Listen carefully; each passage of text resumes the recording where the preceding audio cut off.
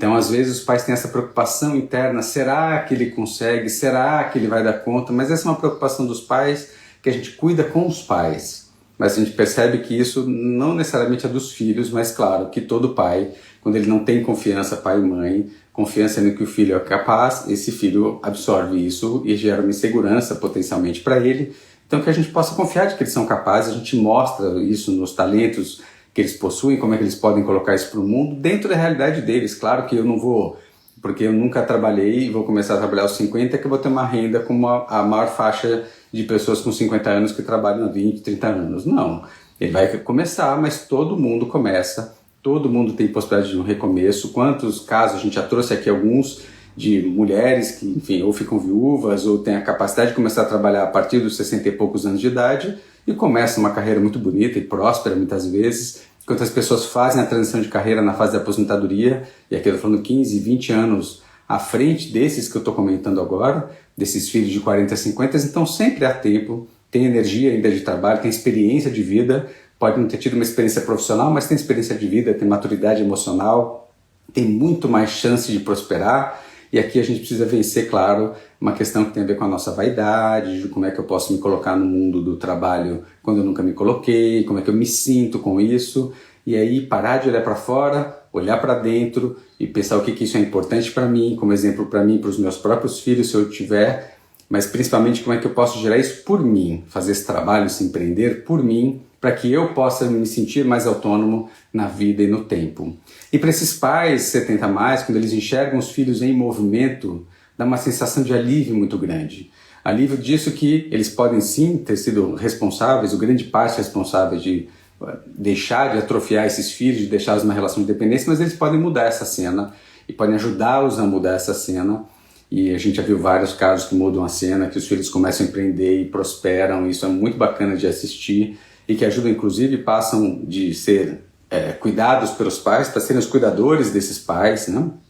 Cuidadores e administradores, enfim, porque essa é a cena que a gente costuma ver, os pais precisam uma hora tirar o pé também, de poder, seja diminuir a renda, muitos pais a gente percebe ainda trabalhando com muita ênfase aos 75, 80, 85 anos, grande parte não é porque ele precisa do dinheiro, mas porque essa renda que ele faz do trabalho, ele faz principalmente para ajudar os filhos e os netos, e não necessariamente para ele próprio. Então, o que é importante a gente trazer aqui é que esses pais possam, se for o caso, diminuir um pouco o ritmo de trabalho, fazer as suas transições, se for o caso, e que possam usufruir um tanto dessa vida e começar a passar esse legado patrimonial para a próxima geração, que a próxima geração possa cuidar de si própria e que com isso, quando receber algum patrimônio, esse patrimônio não vai atrapalhá-los, vai deixá-los numa cena melhor, né?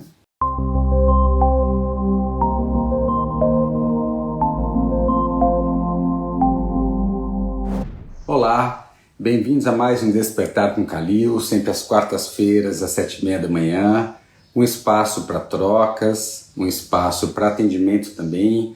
Quem participa aqui ao vivo pode pedir para participar ao vivo aqui comigo, trazer a sua questão, o seu relato e a gente fazer trocas aqui ao vivo.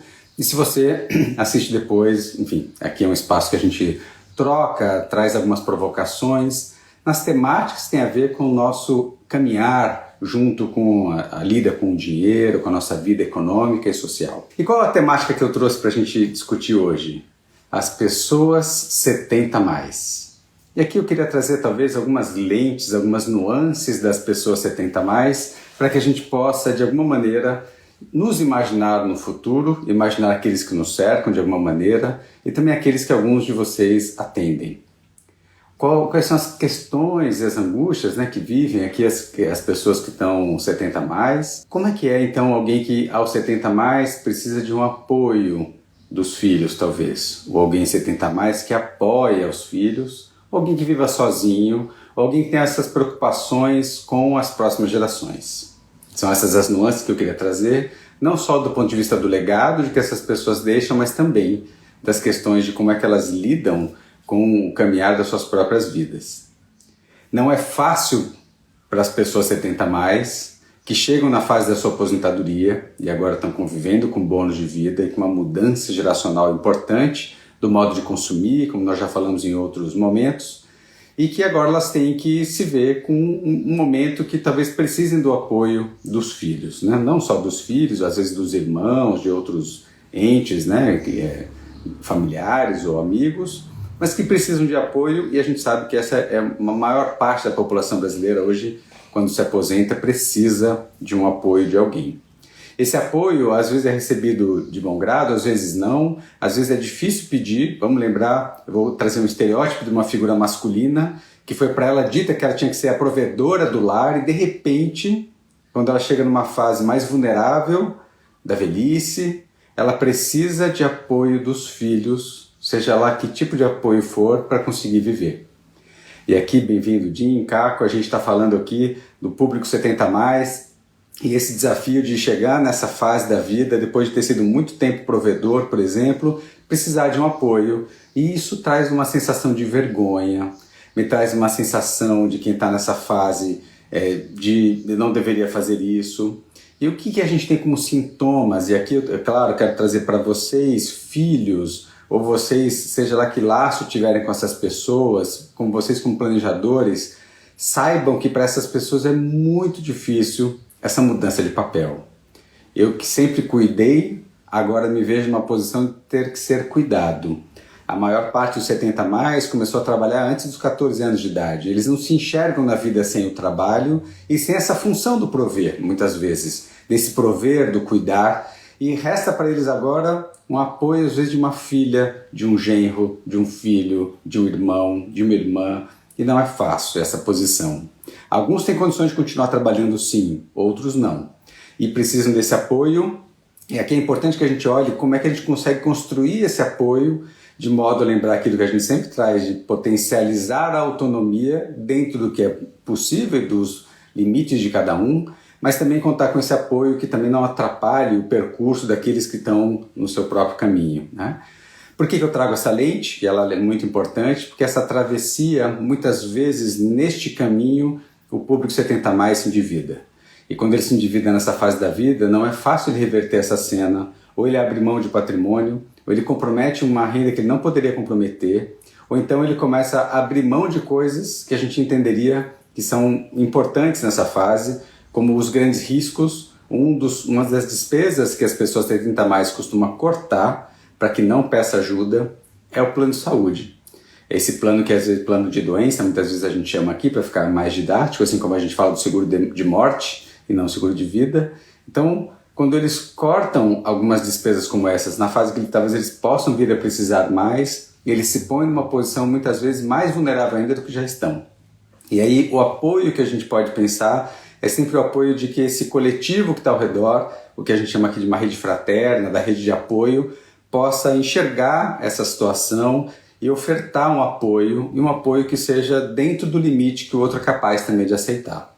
É uma construção, tem inclusive filmes que relatam isso, que mostram a posição da pessoa não querer ser cuidada, não querer ir para a casa dos filhos, não querer esse tipo de apoio. E aqui traz a segunda cena que eu queria convidar, que são as pessoas que decidem e resolvem morar sós. Morar só, muitas vezes, algumas por escolha, para manter a sua individualidade, aquilo que ela conhece. Isso é sadio, é bom, desde que não seja por uma questão do orgulho. E a questão do orgulho, muitas vezes, né? O orgulho a gente tem que ter esse cuidado, porque, claro, quando tem a sua própria casa, tem uma qualidade de vida, e às vezes com cuidado perde, né, a sua liberdade, enfim. E essa construção não é fácil para ninguém, nem para quem pede apoio, nem para quem recebe. É uma cena nova, desafiadora para todos, mas é com cuidado e com carinho, com diálogo, geralmente, com conversa. E as conversas a gente convida para que elas aconteçam antes de precisar. A gente sempre convida aqui, tem a ver com a consciência, tem a ver com uma construção, de que a gente experimente, vou dar um outro exemplo, diminuir o nosso fluxo sem ter a necessidade de diminuir o fluxo. Como é que eu posso abrir mão do meu carro tendo um carro na garagem?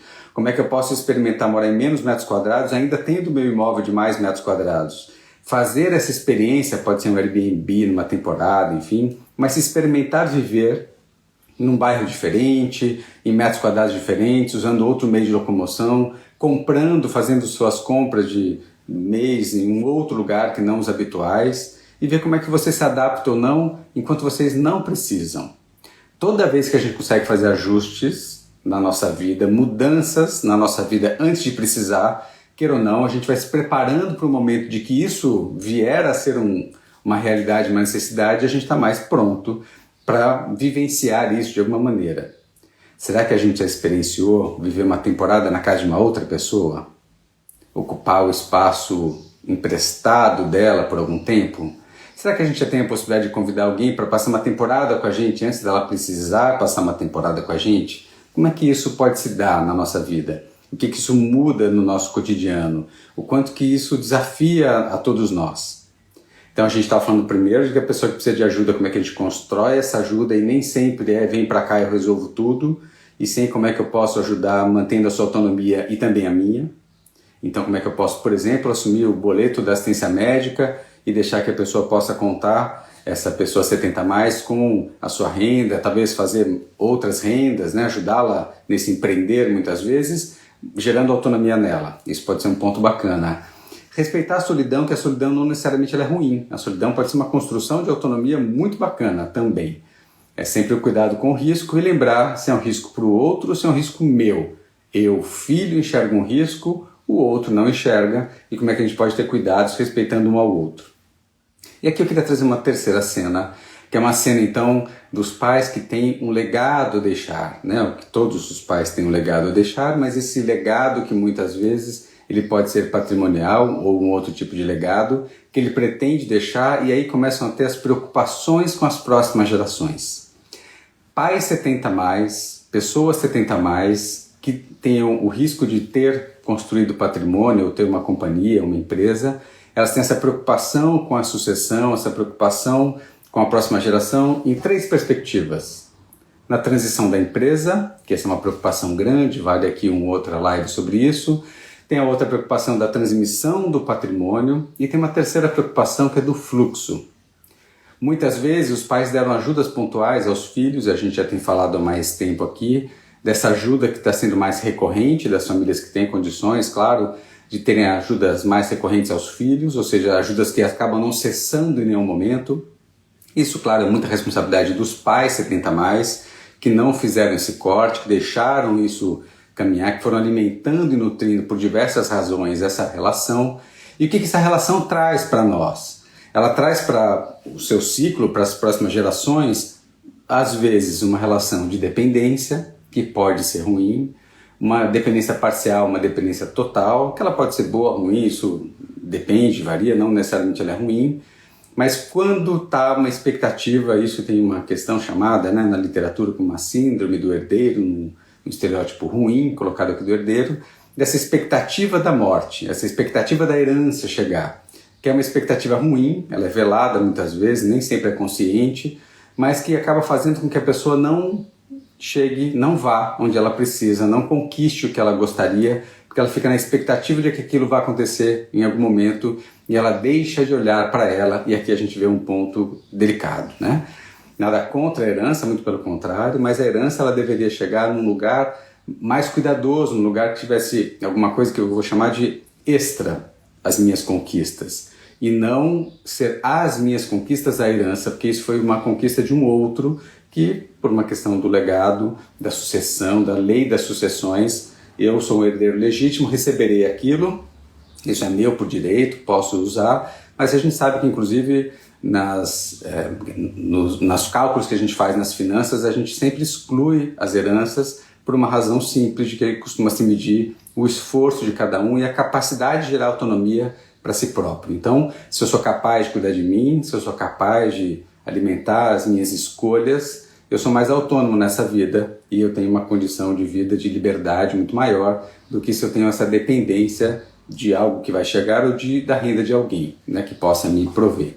Então sempre que a gente consegue, claro, estou falando aqui de pessoas saudáveis, capazes, que podem colocar seus talentos para o mundo, esse é sempre o convite que a gente faz para que essas pessoas coloquem seus talentos para o mundo, e a gente sempre acredita, não importa se essas pessoas são 30, 40, 50 a mais, os filhos, estou falando agora, eles sempre são capazes de colocar os seus talentos para o mundo. Às vezes nunca se experimentaram nisso porque nunca precisaram. Às vezes já tentaram, tropeçaram, ou o que fazem não é suficiente, mas sempre colocar os seus talentos para o mundo é importante, e toda vez que a gente puder convidar uma pessoa a viver com dentro das suas posses, dentro das suas condições, organizar um ritmo aqui de vida, ou seja, de entradas e saídas que ela consiga se manter, então fazendo os ajustes necessários, gerando mais receita, segurando um pouco aqui as despesas, melhor para ela própria. E não tem a ver com o outro. Eu vou trazer a preocupação do 70 mais, mas eu diria que aqui o grande cuidado, como é que o 70 mais pode ajudar a próxima geração nesse caminhar que ela precisa aqui.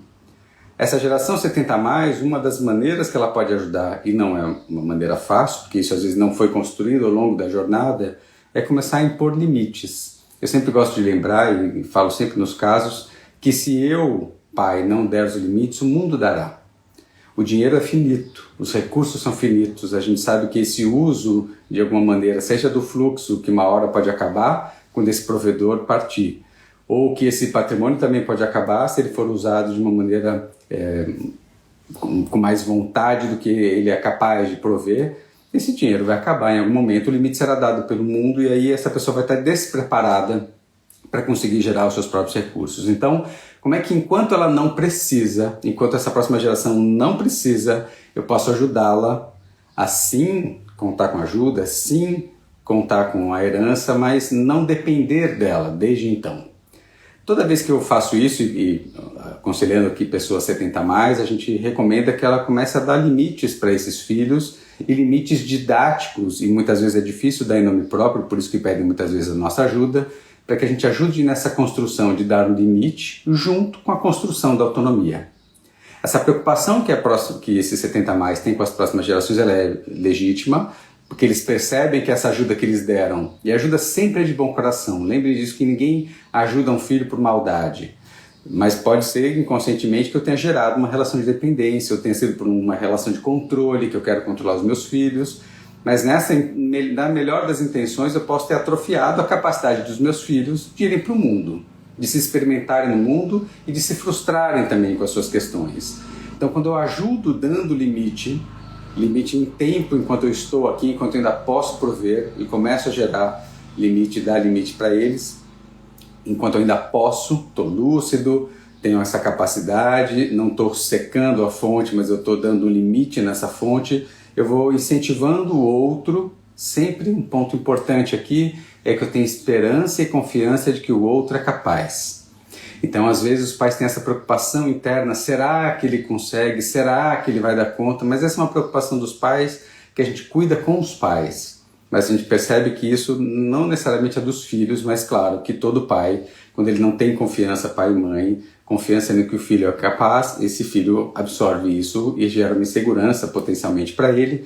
Então que a gente possa confiar de que eles são capazes, a gente mostra isso nos talentos que eles possuem, como é que eles podem colocar isso para o mundo, dentro da realidade deles. Claro que eu não vou, porque eu nunca trabalhei e vou começar a trabalhar aos 50, que eu vou ter uma renda como a maior faixa de pessoas com 50 anos que trabalham há 20, 30 anos. Não, ele vai começar, mas todo mundo começa, todo mundo tem possibilidade de um recomeço. Quantos casos, a gente já trouxe aqui alguns, de mulheres que, enfim, ou ficam viúvas ou têm a capacidade de começar a trabalhar a partir dos 60 e poucos anos de idade e começam uma carreira muito bonita e próspera muitas vezes, enquanto as pessoas fazem a transição de carreira na fase da aposentadoria, e aqui eu estou falando 15, 20 anos à frente desses que eu estou comentando agora, desses filhos de 40, 50, então sempre há tempo, tem energia ainda de trabalho, tem experiência de vida, pode não ter tido uma experiência profissional, mas tem experiência de vida, tem maturidade emocional, tem muito mais chance de prosperar. E aqui a gente precisa vencer, claro, uma questão que tem a ver com a nossa vaidade, de como é que eu posso me colocar no mundo do trabalho quando eu nunca me coloquei, como é que eu me sinto com isso, e aí parar de olhar para fora, olhar para dentro e pensar o que isso é importante para mim, como exemplo para mim, para os meus próprios filhos, se eu tiver, mas principalmente como é que eu posso gerar isso por mim, fazer esse trabalho, se empreender por mim, para que eu possa me sentir mais autônomo na vida e no tempo. E para esses pais 70 mais, quando eles enxergam os filhos em movimento, dá uma sensação de alívio muito grande. Alívio disso que eles podem sim ter sido responsáveis, ou grande parte responsáveis de deixar de atrofiar esses filhos, de deixá-los numa relação de dependência, mas eles podem mudar essa cena e podem ajudá-los a mudar essa cena. E a gente já viu vários casos que mudam a cena, que os filhos começam a empreender e prosperam, isso é muito bacana de assistir, e que ajudam, inclusive, passam de ser cuidados pelos pais para serem os cuidadores desses pais, né? Cuidadores e administradores, enfim, Porque essa é a cena que a gente costuma ver, os pais precisam uma hora tirar o pé também, de poder, seja diminuir a renda. Muitos pais a gente percebe ainda trabalhando com muita ênfase aos 75, 80, 85 anos. Grande parte não é porque ele precisa do dinheiro, mas porque essa renda que ele faz do trabalho, ele faz principalmente para ajudar os filhos e os netos, e não necessariamente para ele próprio. Então, o que é importante a gente trazer aqui é que esses pais possam, se for o caso, diminuir um pouco o ritmo de trabalho, fazer as suas transições, se for o caso, e que possam usufruir um tanto dessa vida e começar a passar esse legado patrimonial para a próxima geração, que a próxima geração possa cuidar de si própria e que com isso, quando receber algum patrimônio, esse patrimônio não vai atrapalhá-los, vai deixá-los numa cena melhor, né? Então, a preocupação dos pais 70 mais nessa última fase que eu falava agora é de se esses filhos serão capazes ou não e o que eles farão com o patrimônio. E eu gosto de falar para esses pais que detêm patrimônio, isso já não é com você, né? O que você pode fazer enquanto você está aqui? Gerar autonomia para eles, gerar conhecimento para eles do que vocês possuem, como é que isso funciona.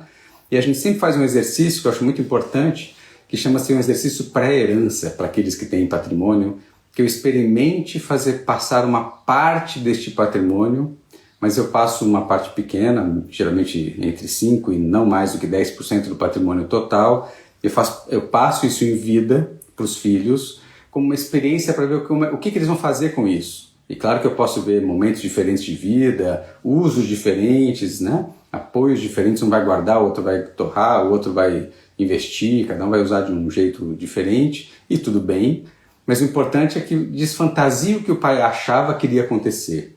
Muitas vezes, escrever um testamento, a carta da última vontade, que a gente gosta de fazer aqui, esse exercício para as pessoas 70 mais é muito importante, para falar o que eu gostaria que acontecesse com o meu patrimônio, com as minhas coisas, ou com estes filhos, enfim, e que eu possa escrever isso primeiro intimamente. Sempre esse exercício é primeiro para mim, eu 70 mais, o que eu gostaria que fosse feito.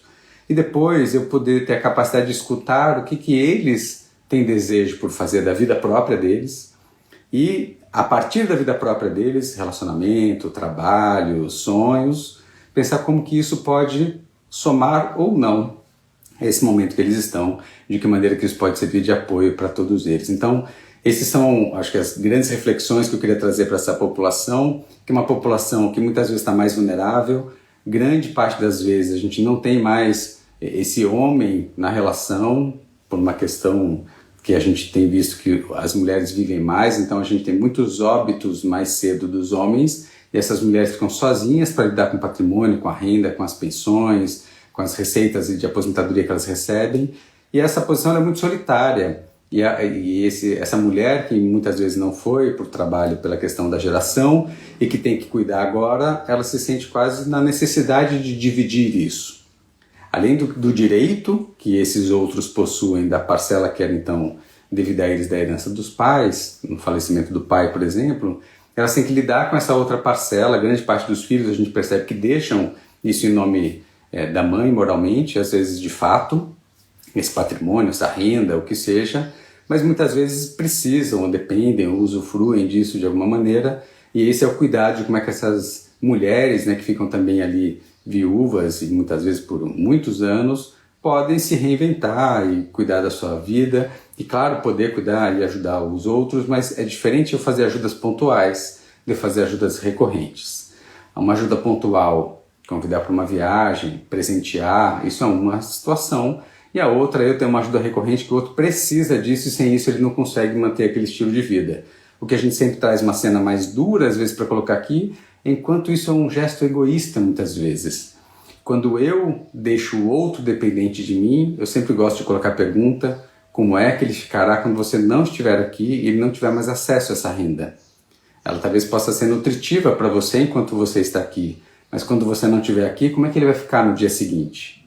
Então, se a gente puder gerar uma capacidade deles ficarem na vida independente de vocês aqui, melhor para vocês, melhor para eles.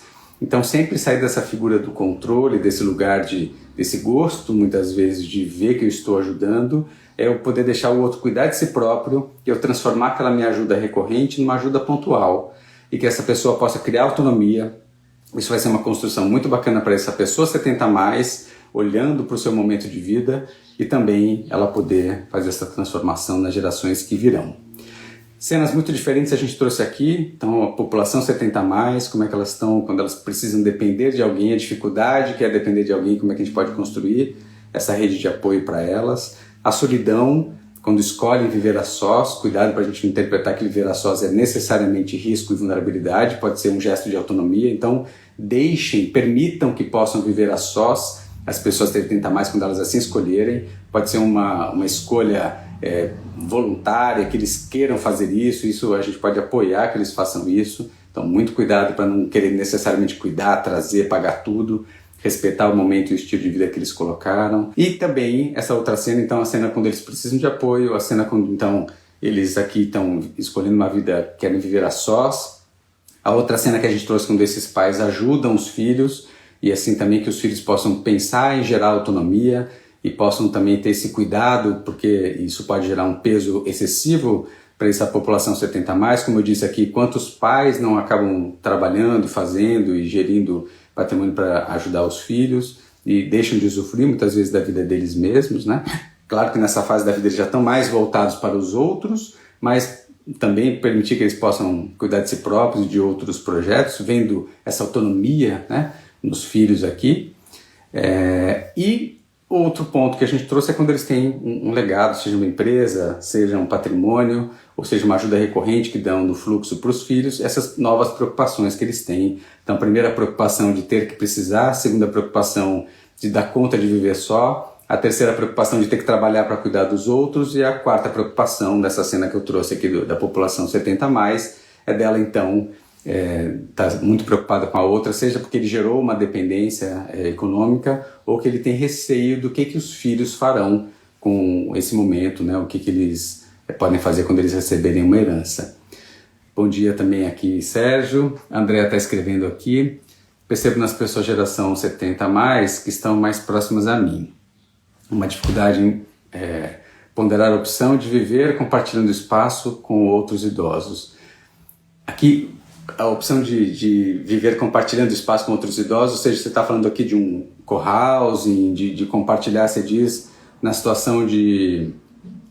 Se você puder falar um pouco mais aqui, André, o que você quis trazer e como é que você se identifica com esse momento, né, com essa população, talvez pela preocupação que eles possam vir a ter com os filhos. Comenta um pouco. Acho que essa preocupação com os outros ela é bastante legítima, né, André, de ter essa preocupação com os outros, do entorno, né? Mas o que é um ponto importante que a gente coloca para eles é o quanto que eu estou preocupado e aqui outra coisa é quanto eu estou desconfiado. E aí a gente pede para colocar em teste, enquanto eles estão aqui, essa desconfiança em pauta, ou seja, deixa o outro caminhar, deixa ele ir, deixa ele fazer, cessa essa sua ajuda e ver como é que o outro fica. E essa experiência do que a gente tem feito já nesses últimos 20 anos, a gente percebe que era grande parte das vezes ou uma fantasia desses pais ou uma atrofia gerada também por essa relação de dependência. E quando eles saem, claro que não é sem dores, mas a gente percebe que poder, né, ficar de alguma maneira, deixar os outros sofrerem, no bom sentido, tá? Um sofrimento de construção, de que esse sofrer aqui ele possa gerar também uma construção de autonomia para os outros, passar dessa tormenta da culpa de cessar ajuda. E na sequência do desespero de ver os outros precisando e eu podendo o pai ajudar e deixar eles à míngua, né? A fala que eles trazem muitas vezes. Mas quando eu vejo a construção, nem sempre é rápida, às vezes eu preciso de alguns anos para isso acontecer, a gente percebe o quanto, e ninguém está falando para deixar ninguém à mercê, tá? Mas sim que eu diminua a ajuda, que eu delimite essa ajuda para que eu possa permitir que o outro, a santa necessidade que já operou em quase toda a população 70+ aqui no Brasil, ela também possa ter um efeito nessa próxima geração que eles possam então vivenciar e assistir isso no tempo, né? Mas você falava de ficar um espaço em comum, né? Acho que o modelo do co-housing, né, André, ele veio aqui para o Brasil de uma maneira muito interessante já há alguns anos, e ele funciona também bastante fora, e ele começou a ser construído principalmente para as pessoas que estavam nessa fase, que queriam então, a gente tem vários empreendimentos co-housing aqui no Brasil. Co-housing é um modelo onde as pessoas escolhem um convívio em comum. Então tem áreas em comum, né? Grande parte das construções do co-housing é que o habitáculo de moradia ele é menor, onde eu fico só, e eu tenho mais áreas de convívio comum, né? Então o espaço de tomar sol é comum, a varanda, muitas vezes um quarto de hóspedes é comum, porque eu não recebo gente o tempo todo, não preciso ficar pagando por um lugar que eu uso muito de vez em quando. E podem também dividir as despesas de um educador físico, podem dividir as despesas de um fisioterapeuta, de um nutricionista. Tem espaços que fazem isso e que acolhem, né? O espaço Florescer é não estou recomendando aqui, mas lembrando que existem espaços que fazem isso, desse cuidado macro aqui, que olham desde a alimentação até os cuidados da saúde físicos, que permitem então que as pessoas possam ter esse mais convívio, diminuir suas despesas, conviver com outras pessoas na mesma cena e podem fazer compras coletivas, ou seja, tem uma série de apoios, não se veem sós, mas não deixem de ter a sua individualidade. É diferente eu ter uma moradia no co-house minha, que eu dou conta, que eu banco e que eu tenho uma rede de apoio para além da minha família, e é muito diferente eu contar com a minha família para outras coisas, não com aquelas. Então, a escolha do co-housing, claro que a gente tem muitas lentes aqui, eu morar sozinho, eu morar com os filhos, ou ir para uma casa de repouso, eu escolher um co-housing. Eu diria que o co-housing é um belo lugar, muito sadio, e tem a ver muito com o coletivo, que a gente entra agora nessa área de aquário, que é então essa vida mais do coletivo, de a gente pensar mais no todo. E eu também acabo contribuindo para esse todo, porque eu também tenho minhas histórias para contar, eu tenho meus talentos para gerar e para compartilhar aqui com os meus, né, com os meus que estão na mesma fase de vida que eu estou. E ainda que eu esteja na mesma fase de vida, cada um pode ter uma história muito diferente. Um continua saindo cedo para trabalhar, o outro tem uma outra escolha que pode, talvez, ou escolheu ficar sem trabalhar e vive de uma maneira diferente. E essas trocas são muito ricas, né? E produzem muitas coisas. Recomendo quem não conheceu ainda co-housing que conheça, que visite. É muito bacana, tem muitas coisas legais aqui para vocês investigarem e conhecerem. E eu diria que o segundo público que vem adquirindo é o público que está ali entre 35 e 55, que já começa a olhar como é que viveremos, com quem que eu gostaria de morar quando eu estivesse nessa condição 70 mais, e começam agora a surgir também os modelos, né, os condomínios, os locais de convivência que as pessoas já constroem para essa fase que virá, podendo escolher essas pessoas com quem elas querem viver. E claro, tem a possibilidade ainda de escolher, talvez no co-housing hoje eu já não escolha, eu vá para um co-housing que já existe, talvez eu não conheça as pessoas que estão lá, mas com mais tempo, mais planejamento, mais organização, talvez eu possa escolher, inclusive, convidar aquelas pessoas que eu quero morar junto, que possam construir um espaço que a gente goste, que a gente acredite. A gente fala de compartilhar de sonhos, né? Que esse lugar possa com o tempo ser construído e acolher essas pessoas que um dia querem viver juntas nessa outra fase. Recomendo muito que a gente olhe para esse momento 70 mais, para quem já está aqui para compartilhar essas experiências, mas para quem não está e está no percurso, na caminhada até lá, que possa se inspirar nas pessoas 70 mais hoje. É muito mais fácil a gente olhar para o outro do que para nós, mas nos imaginarmos lá, será que eu seria que nem esse que ficou só, escolheu ficar só, eu daria conta de ir para um co-housing? Será que eu estou construindo alguma coisa que eu vou precisar ficar dependente de alguém, e como é que vai ser para mim depender de alguém? Será que eu me preocupo com alguém? Será que eu estou gerando dependência para alguém no meu entorno? Como é que eu posso começar a cuidar disso para, se eu quiser mudar a cena lá na frente, essa mudança precisa começar a acontecer agora, em todos nós. Olhem para as pessoas 70 a mais ao seu redor, tem muita história, muito aprendizado, muitas coisas, não julguem. Olhem, aprendam, entendam as suas razões. Esse é o grande pedido que a gente sempre faz aqui para os escutadores, para os acolhedores socioeconômicos, para os planejadores que se formam conosco, que observem, escutem, sempre lembrando que as pessoas têm mais jornada de vida, têm mais para nos dar, que a gente faça boas escutas, aprenda muito com elas, que elas têm muito para nos ensinar, mesmo com o que a gente pode chamar dos seus erros, tropeços, culpas, vergonhas. A gente conseguir entender o que está por trás de tudo isso vai nos ajudar a gente ter uma fase de longevidade muito mais sábia, sadia, consciente, e que a gente possa sair da nossa vida distraída, e a deles foi distraída por uma razão clara do trabalho, do prover, e a nossa pode estar distraída com os Netflix da vida. Então, como é que a gente pode olhar para eles, né, dar mais tempo do que a gente chama no café com bolo, de eu ter momentos, né, tomar um chá ali, ouvir essas histórias, ouvir como é que foram essas escolhas, e por que estão nessa situação que estão, quais são as preocupações que eles têm, e pensar se a gente está construindo que caminho, e lembrando que quem tem ainda 15, 20, 30 anos ou mais de horizonte para isso, tem chance de construir uma longevidade diferente desde que eu faça alguma coisa hoje. E essa coisa hoje não é simples, gerar autonomia para a próxima geração não é fácil, construir uma independência, uma autonomia econômica lá para frente não é fácil, a gente sabe do esforço que isso demanda. Eu tenho uma rede de relacionamento, uma rede de apoio, demanda uma construção também de laços afetivos, a gente tem falado bastante isso aqui, e como é que eu estou cuidando de tudo isso, para que eu possa então, do meu estilo de vida, construir um estilo de vida que eu tenha vontade lá para frente, que me nutra, que eu goste, né? Então é isso, eu agradeço a todos que estiveram aqui ao vivo, nessa live então que a gente falou da população 70+, nos inspirando neles para aquilo que a gente quer construir para as nossas vidas. Se a gente ainda não parou para pensar, que a gente pare e que a gente tenha o privilégio de observar eles que estão aí, sem julgar a vida que eles levam, como eles levam, e para a gente poder aprender aquilo que a gente, tanto que eles têm para nos ensinar. Que a gente possa ter essa sabedoria inicial para começar a trazer esse olhar para um tempo que virá, que está logo ali, e que talvez a gente tenha a sorte ou o azar de viver mais do que eles, e o que isso vai representar para cada um de nós, né? Obrigado, Fábio, Vanessa, isso foi pela participação e todos que estiveram por aqui, e até a nossa próxima quarta-feira, 7h30. Até!